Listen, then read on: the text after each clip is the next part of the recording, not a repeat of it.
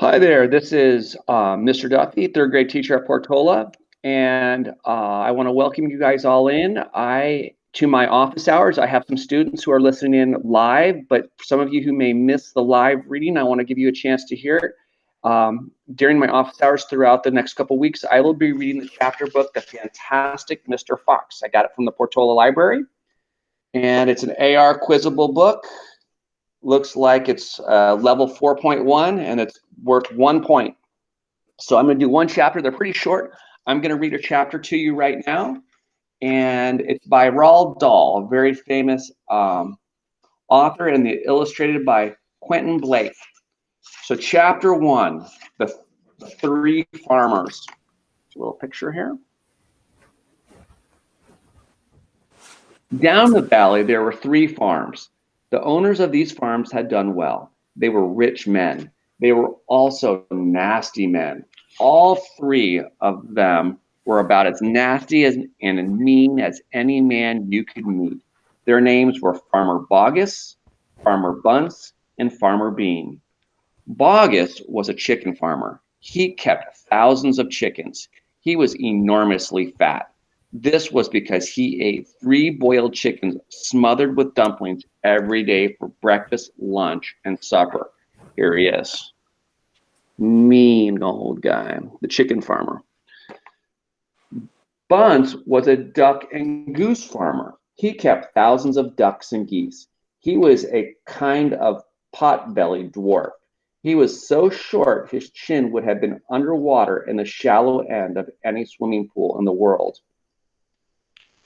His food was donuts and goose livers. He mashed the livers into a disgusting paste and then stuffed the paste into the donuts. This diet gave him a tummy ache and a beastly temper. Oh my goodness. Can you imagine a jelly-filled donut filled with goose livers instead of jelly? Yuck. All right, one more farmer. Bean was a turkey and apple farmer. He kept thousands of turkeys in an orchard full of apple trees. He never ate any food at all. Instead, he drank gallons of strong cider, which he made from the apples in his orchard. He was as thin as a pencil and the cleverest of them all.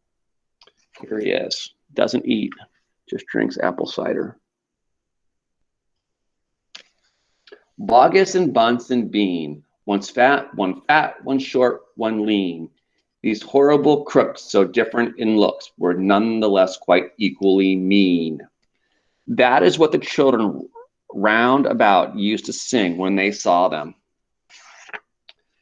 And that is the end. Maybe we should do chapter 1 and 2. Let's keep going because I'm pretty into this all of a sudden. This will be kind of a longer one. So chapter 2, Mr. Fox.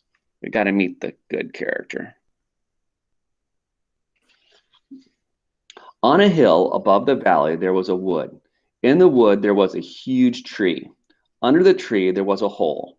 In the hole lived Mr. Fox and Mrs. Fox and their 4 small foxes. Every evening, as soon as it got dark, Mr. Fox would say to Mrs. Fox, "Well, my darling, what shall it be this time? A plump chicken from Boggis, a duck or goose from Bunce, or a nice turkey from Bean?"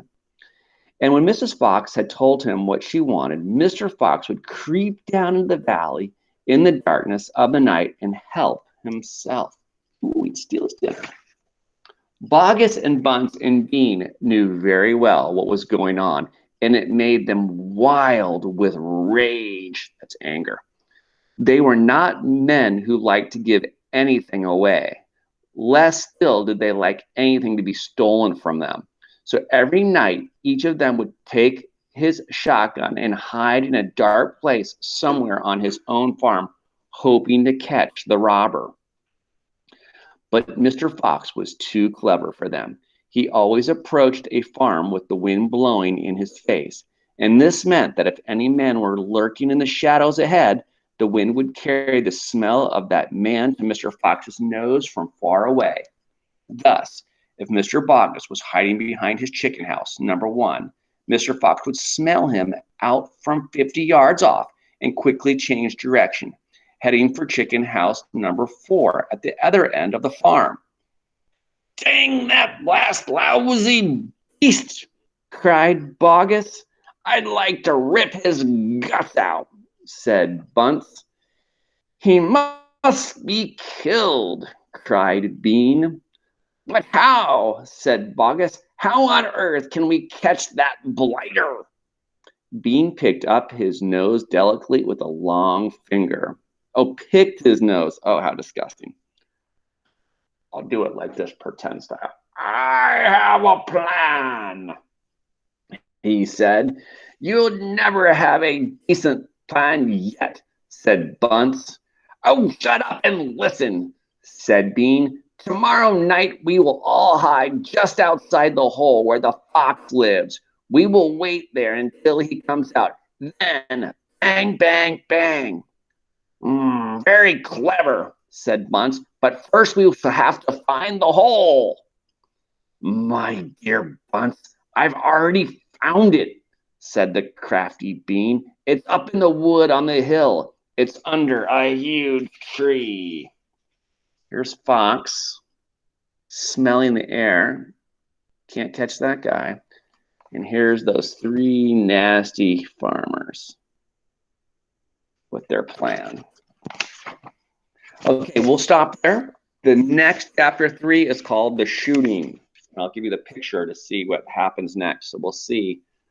Looks like Mr. Fox is in action. We'll see what happens. We'll read that one at our next office hours. Thanks for joining us, and I'm going to stop the recording now.